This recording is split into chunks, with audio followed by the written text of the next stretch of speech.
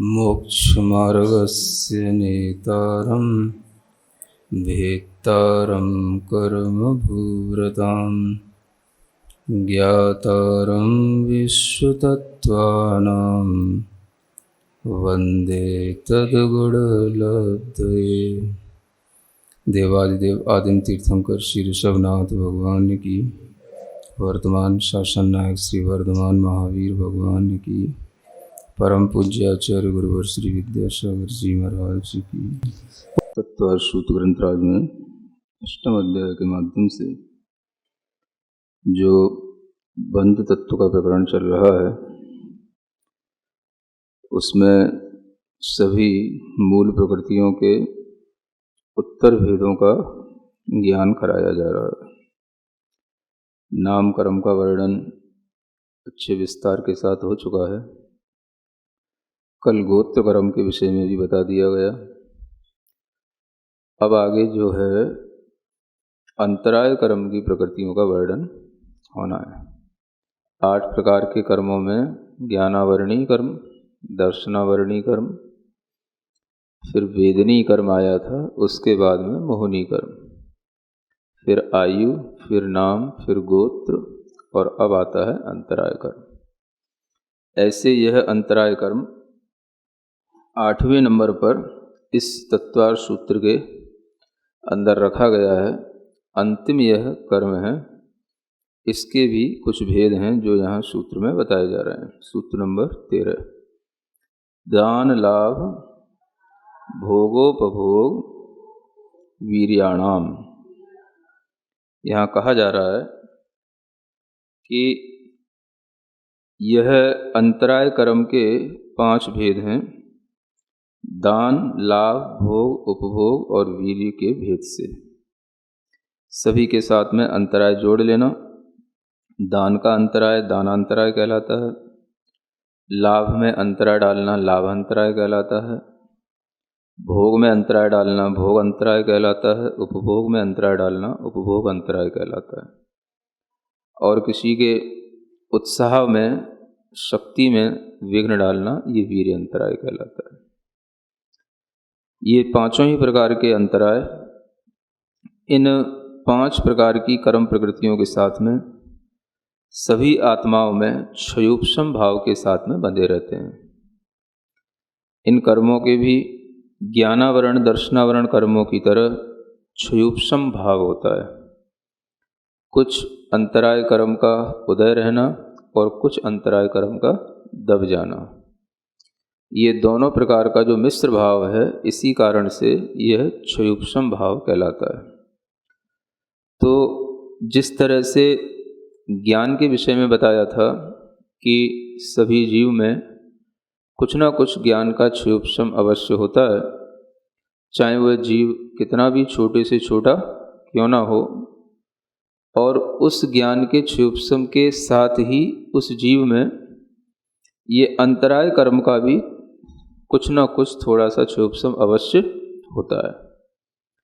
क्योंकि जो क्षयोपशम से उत्पन्न होने वाली दशाएं हैं, वो दशाएं पूर्ण रूप से कभी भी मिटती नहीं हैं। जो क्षयोपशम से प्राप्त होने वाला भाव है, ज्ञान, दर्शन और ये दान आदि अंतराय कर्म के क्षयोपशम से प्राप्त होने वाली शक्तियाँ, तो ये थोड़ा ना थोड़ा आत्मा में जरूर सबके उपलब्ध रहता है। जैसे जैसे जीव के अंदर ज्ञान दर्शन आदि वृद्धिंगत होते हैं, वैसे वैसे ही इसके अंदर अंतराय आदि कर्मों के क्षयोपशम भी उसी के साथ में बढ़ जाते हैं। क्योंकि जानने की शक्ति बढ़ेगी, इंद्रियों का क्षयोपशम बढ़ेगा, तो उसके साथ में ये वीर्यंतराय आदि कर्मों की शक्तियाँ भी बढ़ जाती हैं। अन्य कर्मों के क्षयोपशम के बारे में नहीं कहा जा सकता, लेकिन वीर्यंतराय कर्म एक ऐसा कर्म है जो इंद्रियों के क्षयोपशम की वृद्धि के साथ में बढ़ता है।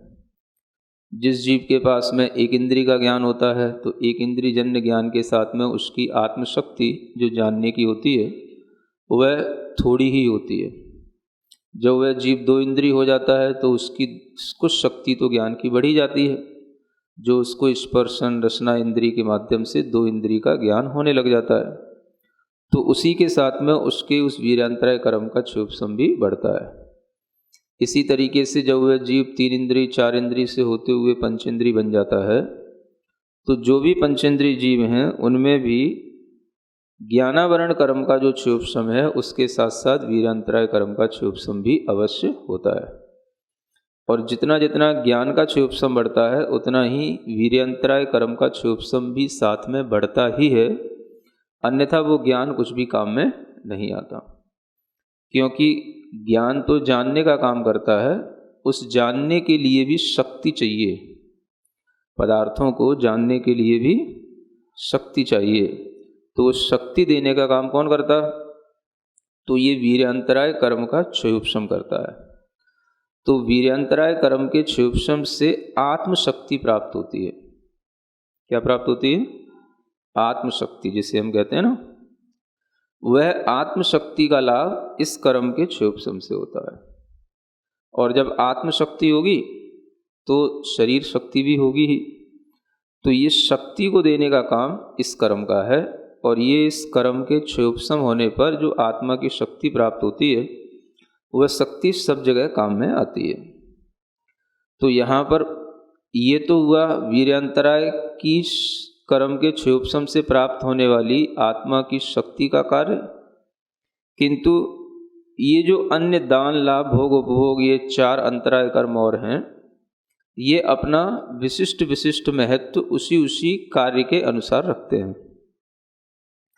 अगर किसी व्यक्ति के माध्यम से कोई दान आदि की क्रिया की जा रही है और उसमें कोई विघ्न डालता है, कोई अंतराय डालता है, उसको नहीं करने देता है, तो वह भी उसके लिए दान अंतराय कर्म के बंध का कारण हो जाता है।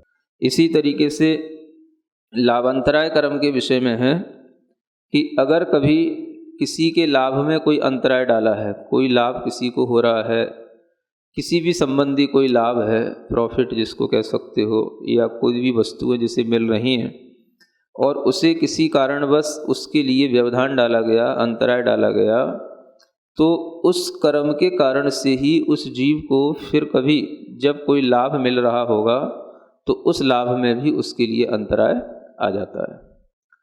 तो वर्तमान में जो किया गया पुरुषार्थ होता है वो अलग होता है, वो तो अपना फल समय पर देता है, लेकिन जो पूर्व में किए हुए ये बद्ध कर्म होते हैं, इनके भी फल हमें अपने हर काम के साथ में मिलते रहते हैं। इसी तरीके से होता है भोग अंतराय और उपभोग अंतराय कर्म। तो किसी के लिए भी भोग सामग्री में भी व्यवधान डालना, विघ्न डालना, ये भी जो है बंध का कारण कहा गया है।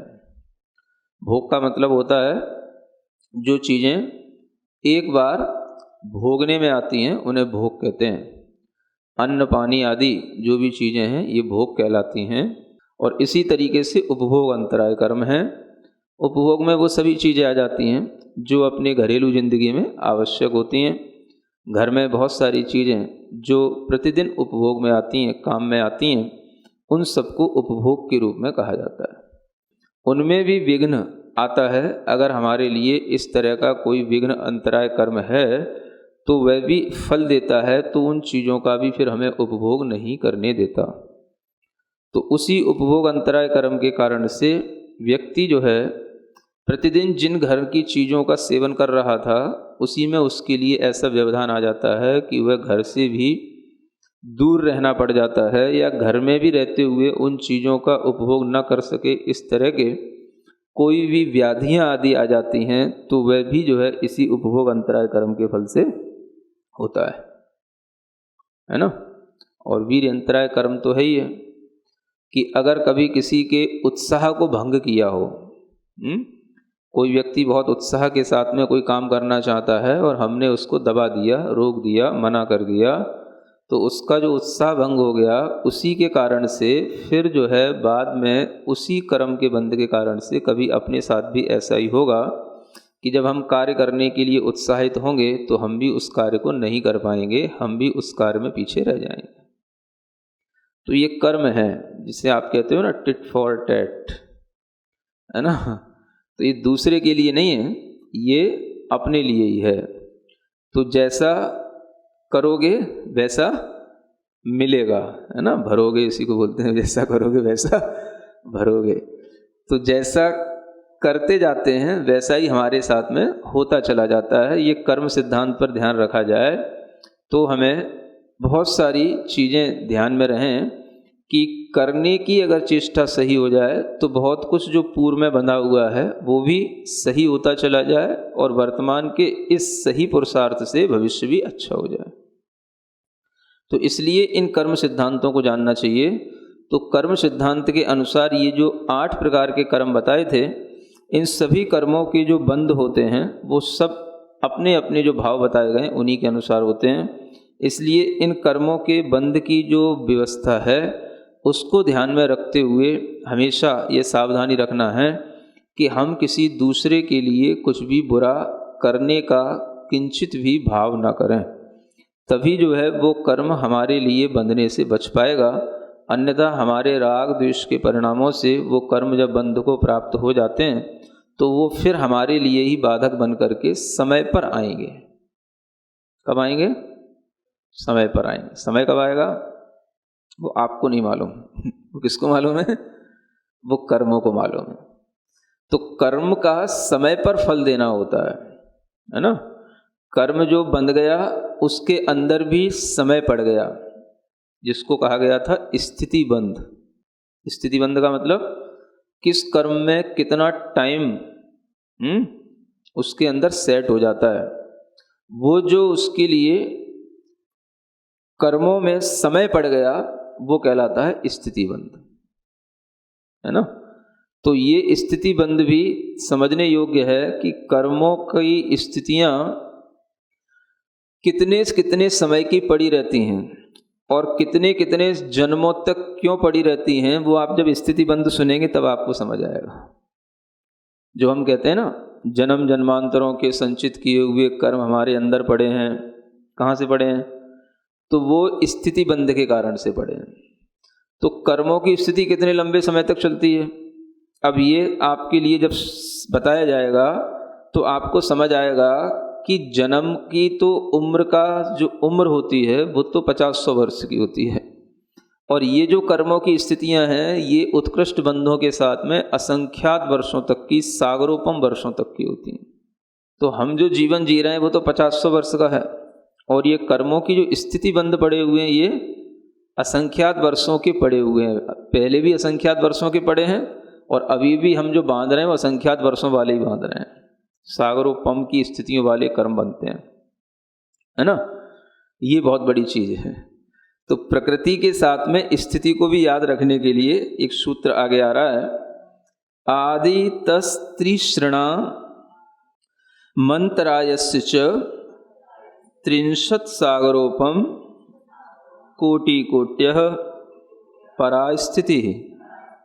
यह परास्थिति, परा माने होता है उत्कृष्ट। जो किसी भी कर्म की मैक्सिमम जो उसकी टाइम लिमिट के लिए जो बॉन्डेज होगा आत्मा में वो कहलाएगी उसका उत्कृष्ट स्थिति बंध। तो जो मैक्सिमम टाइम लिमिट की जो बॉन्डिंग है ये आदितः तिसृणाम, आदि के 3 कर्मों को पहले लो।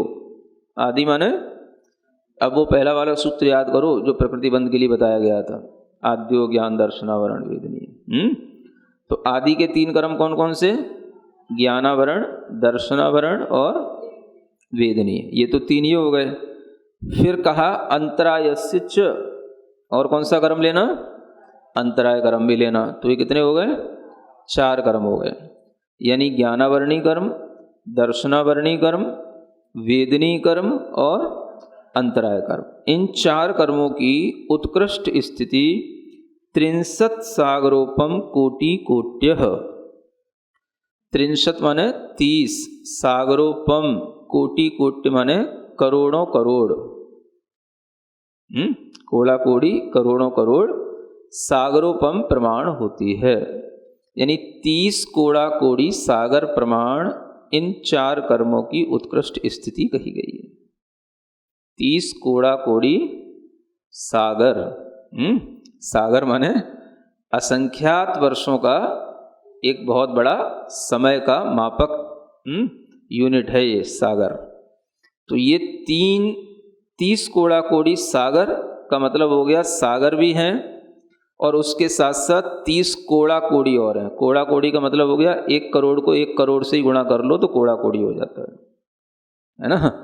और ऐसे 30 अंक के साथ में 30 कोड़ा कोड़ी सागर प्रमाण इन कर्मों की उत्कृष्ट स्थिति बन जाती है। यानी अगर हमने अंतराय कर्म बांध लिया है ना, अंतराय कर्म भी आ गया ना इसमें जिसकी बात कर रहे थे, हमने किसी कारण से अंतराय कर्म बांध लिया तो वो अगर हमने उत्कृष्ट संकलेश के साथ कर लिया तो वो 30 कोड़ा कोड़ी सागर तक हमारे साथ बंधा रह सकता है। और जो उत्कृष्ट स्थिति का बंध करने वाला जीव होगा वो नियम से संगी होगा, पंचेंद्री होगा, पर्याप्तक ही होगा और वह जीव उत्कृष्ट संकलेश के साथ में इस तरह से कर्मों का बंध करने वाला होगा तो उसकी उत्कृष्ट स्थिति बंध होता है। मतलब कि 1 इंद्री 2 इंद्री ये उत्कृष्ट स्थिति नहीं बांध सकते हैं 30 कोड़ा कोड़ी सागर की। कौन बांधेगा? संगी, पंचेंद्री, है ना। मतलब अपन लोग सब इसके योग्य हैं, ठीक है ना। हाँ, लेकिन भावों की अपेक्षा से एक चीज और है, जो मिथ्या दृष्टि होंगे वही इसका उत्कृष्ट बंध करेंगे, सम्यक दृष्टि जीव नहीं करता। क्योंकि ये कर्मों की जो स्थिति बंध हैं ये सभी स्थिति बंध एक तरह से अशुभ माने जाते हैं। तो ये उत्कृष्ट उन्हीं में बनते हैं जिनमें उत्कृष्ट संकलेश होता है और वह उत्कृष्ट संकलेश मिथ्या दृष्टि जीव के पास ही होगा। तो उतने उत्कृष्ट संकलेश के साथ में जो ये कर्म बनेंगे तो उसमें ज्ञानावरणी में भी इतना ही बंध पड़ेगा, दर्शनावरणी में भी पड़ेगा। और जो यहाँ वेदनी लिखा हुआ है, वेदनी भी वैसे देखा जाए तो सामान्य से वेदनी लिखा हुआ है, लेकिन जब इसके भेद करते हैं तो 2 प्रकार की जो वेदनी हैं, साता और असाता। उनमें असाता वेदनी का यह उत्कृष्ट बंध होता है 30 कोड़ा कोड़ी सागर का। साता का तो कम होता है, वो आधा होता है 15 कोड़ा कोड़ी सागर। मतलब साता जो है 15 कोड़े कोड़ी सागर के उत्कृष्ट बंध के साथ बनती है, तो असाता 30 कोड़ा कोड़ी सागर। इस तरह से इन कर्मों में जो ये उत्कृष्ट स्थिति बंध पड़ा, ये हुआ संगी पंचेंद्री पर्याप्तक मिथ्या दृष्टि जीव के द्वारा बांधा गया उत्कृष्ट संकलेश भावों से उत्कृष्ट स्थिति बंध, है ना। अब अगर यही जीव अपर्याप्तक हो तो आचार्य कहते हैं कि जो अपर्याप्तक जीव हैं वह संगी हैं, पंचेंद्री है, लेकिन कैसा है? अपर्याप्त। वो अगर उत्कृष्ट भी संकलेश करके उत्कृष्ट स्थिति बंध भी करेगा तो उसका स्थिति बंध इतना नहीं होगा। इसमें जो है पल्य का असंख्यात्मा भाग कम होएगा। कितना कम होएगा? पल्य का असंख्यात्मा भाग। अब ये पल्य क्या आ गया? पल्य भी असंख्यात, है ना, वर्षों का एक काल है और सागर भी असंख्यात वर्षों का एक काल है। तो पल्य से सागर बहुत बड़ा है, पल्य जो है छोटा है और सागर बड़ा है। असंख्यात में भी असंख्यात भेद होते हैं। तो उस पल्य का असंख्यात भाग का मतलब ये हुआ उस पल्य के जो असंख्यात वर्षों का एक काल है उसकी भी अगर हम असंख्यात हिस्से करेंगे तो एक हिस्सा उसमें से बस जो है कम, उसको बोलेंगे पल्य का असंख्यात्मा भाग कम। यानी 30 कोड़ा कोड़ी सागर में पल्य का असंख्यात्मा भाग कम करके अपर्याप्तक जीव के द्वारा उत्कृष्ट स्थिति का बंध किया जा सकता है। आगे कहते हैं इन्हीं कर्मों की जो और उत्कृष्ट स्थितियां हैं वो तो ये बता दी गई। अब आगे मोहनी कर्म का वर्णन प्रारंभ होता है। सप्ततिर मोहनीयस्य, है ना, ये सबसे बड़ा कर्म है। सबसे बड़ा कर्म का मतलब जिसका स्थिति बंध सबसे अधिक होता है, इसलिए इसको सबसे बड़ा कर्म कहा जाता है ना। तो ये मोहनी कर्म की 70 कोड़ा कोड़ी सागर की उत्कृष्ट स्थिति जानना। जो कोड़ा कोड़ी सागर है वो ऊपर वाले सूत्र से लगा लेना, और परा माने वो भी उत्कृष्ट स्थिति का वर्णन चल रहा है, वो भी ऊपर वाले सूत्र से ही जानना। यहाँ पर केवल 70 लिखा हुआ है, यानी 70 कोड़ा कोड़ी सागर मोहनी कर्म का उत्कृष्ट स्थिति बंध होता है। तो जो आप सुनते रहते हो मोहिनी का माने मिथ्यात्व का उत्कृष्ट स्थिति बंध जो होता है वो कितना होता है? 70 सागर का होता है। तो मोहिनी कर्म में 70 कोड़ा कोड़ी सागर का। तो मोहिनी कर्म के दो भेद हैं, एक दर्शन मोहिनी और एक चारित्र मोहिनी। तो उसमें जो दर्शन मोहिनी है, दर्शन मोहिनी में भी जो मिथ्यात्व नाम का जो दर्शन मोहिनी कर्म है, उसी में इस तरह की उत्कृष्ट स्थिति बंध पड़ता है। चारित्र मोहिनी के जो कर्म होते हैं उनमें उत्कृष्ट से भी 40 कोड़ा कोड़ी सागर का ही बंध होता है, 70 का नहीं होता है ना। इस तरह से इनमें मोहिनी कर्म की जो उत्कृष्ट स्थितियां हैं ये सभी किस में बनेंगी? ये भी जैसे पहले बताया था, संगी पंचेंद्री पर्याप्तक जो मिथ्या दृष्टि संक्लेश के साथ में बांधेगा, वही जो है इस तरह से 70 कोड़ा कोड़ी सागर का उत्कृष्ट स्थिति बंध करेगा। और ये तो पंचेंद्री संगी पर्याप्तक के लिए हो गया। एक इंद्री के लिए लगाएंगे तो एक इंद्रिय मोहिनी कर्म का एक सागर का ही उत्कृष्ट स्थिति बंध कर पाता है। उसके लिए कितना होगा? एक सागर का। जो अभी क्रम बताया था उसमें सही बटा छोड़ करके एक सागर, दो इंद्री का 25 सागर, मोहिनी का इतना उत्कृष्ट स्थिति बंध, 3 इंद्री का 50 सागर, 4 इंद्री का 100 सागर और असंगी पंचेंद्री का 1000 सागर। ये इनका उत्कृष्ट स्थिति बंध इतना ही होता है। ठीक है ना। तो ये मोहिनी कर्म के इन उत्कृष्ट स्थिति बंध के बाद में आगे कहा जा रहा है विंशतिर नाम गोत्रियो हो। अब यहां पर नाम और गोत्र कर्म की उत्कृष्ट स्थिति बताई जा रही है। इनकी भी उत्कृष्ट स्थिति कितनी? विंशति माने 20 कोड़ा कोड़ी सागर, ऐसा जानना। नाम कर्म की भी और गोत्र कर्म की भी। तो ये कर्म भी उत्कृष्ट स्थिति के साथ में उन्हीं संगी पंचेंद्री पर्याप्तक जीवों के साथ में ही इनका भी बंध होता है। और जब अपर्याप्तक जीव होगा तो वही पल्ले के असंख्यात में भाग प्रमाण कम स्थिति के साथ बंध करेगा। और वही जीव जब इस तरह से बंद करने के बाद में अगर हम उसी की तुलना अन्य एक इंद्रिय आदि जीवों से करेंगे तो उसमें भी उसी तरीके का कर्म बनेगा जैसे ज्ञानवर्णी आदि में बताया था। एक इंद्रिय जीव के लिए एक सागर और उसके 7 भाग में से यहाँ पर 2 भाग जानना।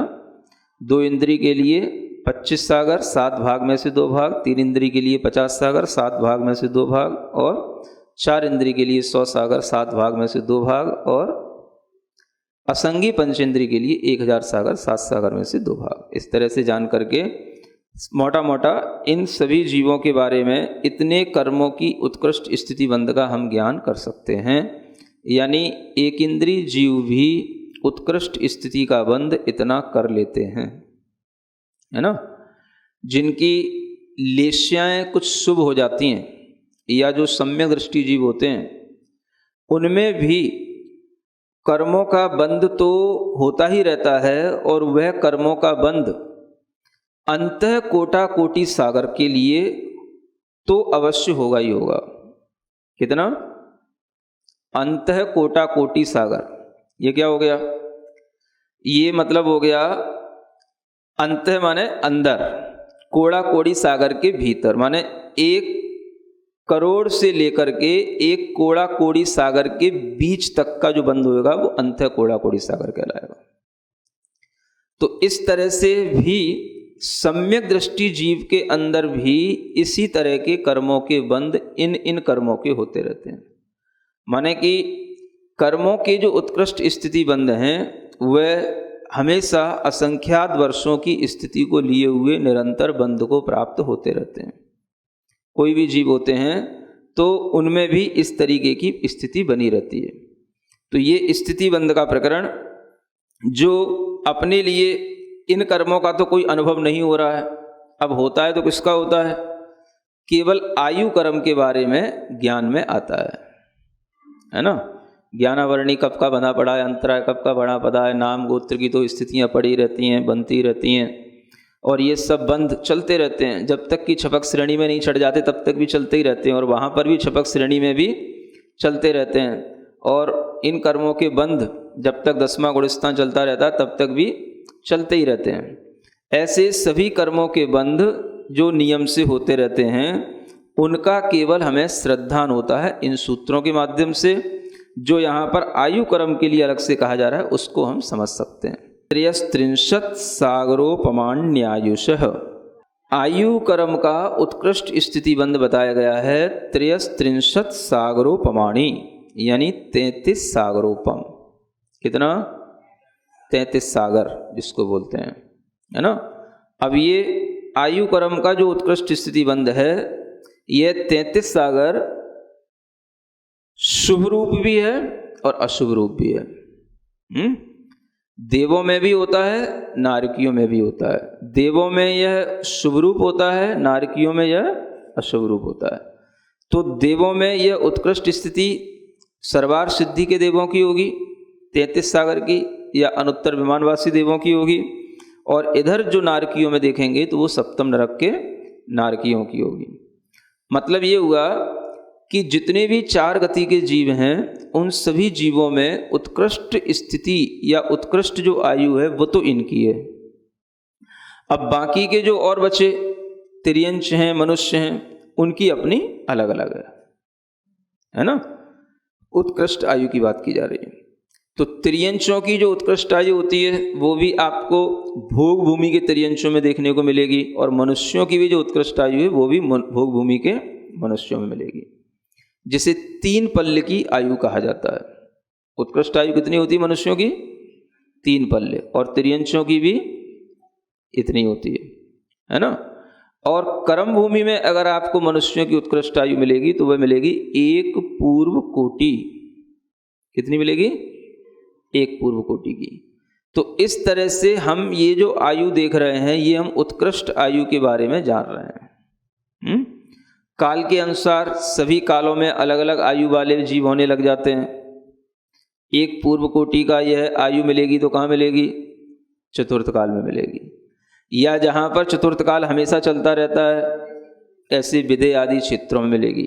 तो ये इतनी उत्कृष्ट आयु वाले जीव वहीं पर मिलेंगे। पंचम काल है तो आयु भी धीरे धीरे घटती जाती है।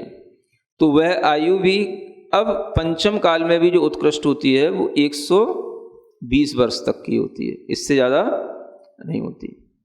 अब आप विचार करो, कहाँ 120 वर्ष की आयु वाले जीव और कहाँ 1 पूर्व कोटि की आयु वाले जीव, है ना। भगवान आदिनाथ की आयु कितनी थी? 84 लाख पूर्व की आयु थी। 1 पूर्व कोटि का मतलब क्या हो गया? पूर्व भी एक यूनिट है, ऐसा मान के चलो, है ना। और कोटि तो करोड़ हो ही गया। तो 1 पूर्व के साथ में करोड़ जुड़ा हुआ, माने 1 करोड़ पूर्व की आयु है वो, है ना। जो बड़ा है वो बाद में कहा जाएगा, तो कहने में आएगा 1 करोड़ पूर्व, ठीक है ना। और इधर हम क्या बोल रहे हैं? 84 लाख पूर्व। कौन सा बड़ा हुआ? आ गया समझ में? तो भगवान आदिनाथ की भी जो आयु थी वो भी, है ना, मतलब जो उत्कृष्ट आयु होनी चाहिए कर्म भूमि की वो नहीं है, उससे भी कम है, ये समझने का। विदेश क्षेत्र में इस तरह की उत्कृष्ट आयु होती है, या इस कर्म भूमि में भी होती है, लेकिन फिर भी तीर्थंकरों को नहीं मिली। तो आयु सबके लिए पूर्ण मिले तीर्थंकरों के लिए भी, ये भी कोई जरूरी नहीं है ना। और महावीर भगवान की भी केवल 72 वर्ष की आयु थी, है ना, जबकि आज भी 90 वर्ष की, 98 वर्ष की कई बुढ़ियां मिल जाती हैं हाँ, लेकिन भगवान की आयु 72 वर्ष की रह गई। तो ये अपने आप में आयु कर्म के बंध के समय होने वाले जो परिणाम है उनसे बंधने वाली आयु है। आयु कर्म का हिसाब किताब अलग है, अन्य कर्मों का हिसाब किताब अलग है ना। तो आयु का ये जो हिसाब है इसको देखने से आप समझ सकते हो कि तीर्थंकर भी हों तो भी उनके लिए उत्कृष्ट ही आयु हो ऐसा कोई नियम नहीं है।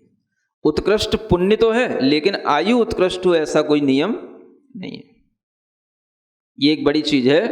अन्य उनके लिए सभी शुभ प्रकृतियां उत्कृष्ट रूप से फल रही हैं, लेकिन आयु की कमी कहीं ना कहीं ये बताती है कि उस कर्म का उपभोग करने के लिए भी जितना समय चाहिए वो समय पूरा नहीं है, कम ही है।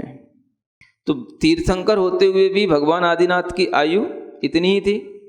और ये देखा जाए कि ये और इनके दोनों पुत्र भरत और बाहुबली सभी पूर्व में जो आयु भोगे थे वो सर्वार सिद्धि की आयु भोगे, और सभी सर्वार सिद्धि में 33 सागर की आयु वाले जीव हुए। समझ रहे हैं ना? देखो वहां पर तो आयु बराबर है, जो 63 सागरोपमाणी यहाँ लिखा हुआ है वो देवों में तो आयु बराबर है। 33 सागर की सर्वार सिद्धि, सभी तीनों सर्वार सिद्धि से आए, है ना? अब वहां से यहां आने में ये आयु में अंतर आ गया, है ना? मतलब सबकी आयु एक जैसी तो नहीं थी। अब भरत की आयु, बाहुबली की आयु सबकी अलग अलग होगी, आयु सबकी एक जैसी नहीं होती। हाइट भी सबकी कुछ ना कुछ अंतर में ही था, है ना? बाहुबली की हाइट 525 धनुष जा रही है, इनकी 500 ही धनुष रह गई।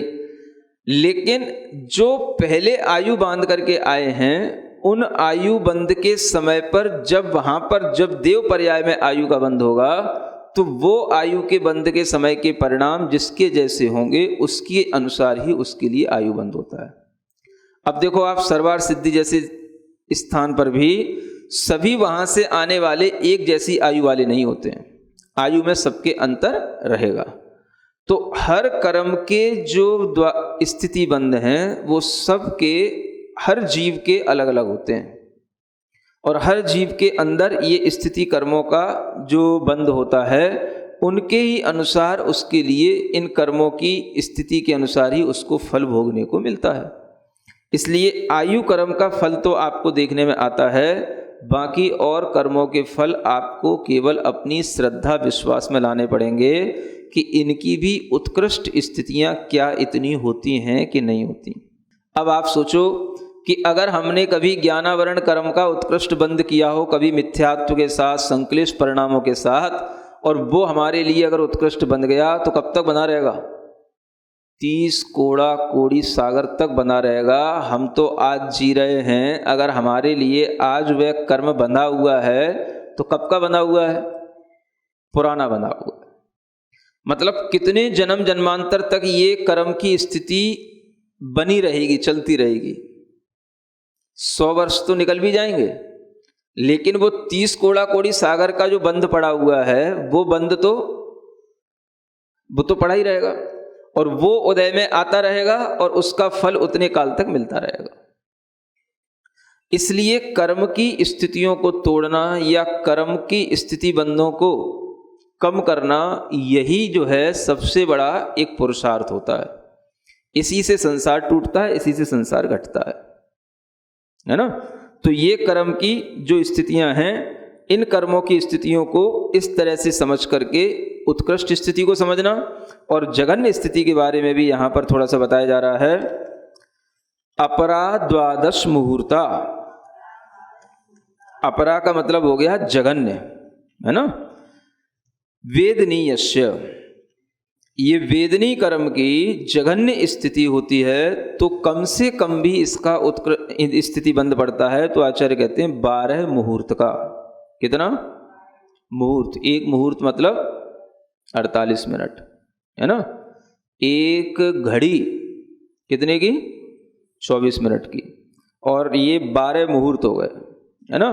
तो 12 मुहूर्त का ये समय कम से कम है, जो कि जब जीव छपक श्रेणी में होगा, उत्कृष्ट विशुद्धि के साथ होगा, तब ये स्थितियां कम पड़ती हैं। तो कम से कम भी ये जीव के लिए 12 मुहूर्त की स्थिति बंद रहेगा। फिर कहते हैं नाम गोत्रियो रष्टौ, नाम और गोत्र कर्म में जघन्य से जो स्थिति बंद होगा वो होगा 8 मुहूर्त का। कितना? 8 मुहूर्त तक का नाम, और जब तक नाम कर्म गोत्र कर्म बंधेगा तो कम से कम इतना स्थिति बंध उसका बंधेगा। 8 मुहूर्त से कम नहीं बंधेगा, 8 मुहूर्त तक का जघन्य स्थिति बंद होगा। और बाकी के जो शेष कर्म है उनके लिए कहा जा रहा है शेषाणाम अंतर मुहूर्ता। शेष जो कर्म है इनका जो जघन्य स्थिति बंध है वो अंतर मुहूर्त का होता है।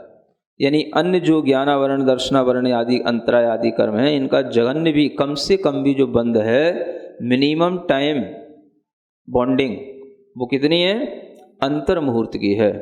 तो अंतर मुहूर्त की इनकी स्थिति अवश्य ही बनती है, इससे कम किसी भी कर्मों की स्थिति नहीं होती।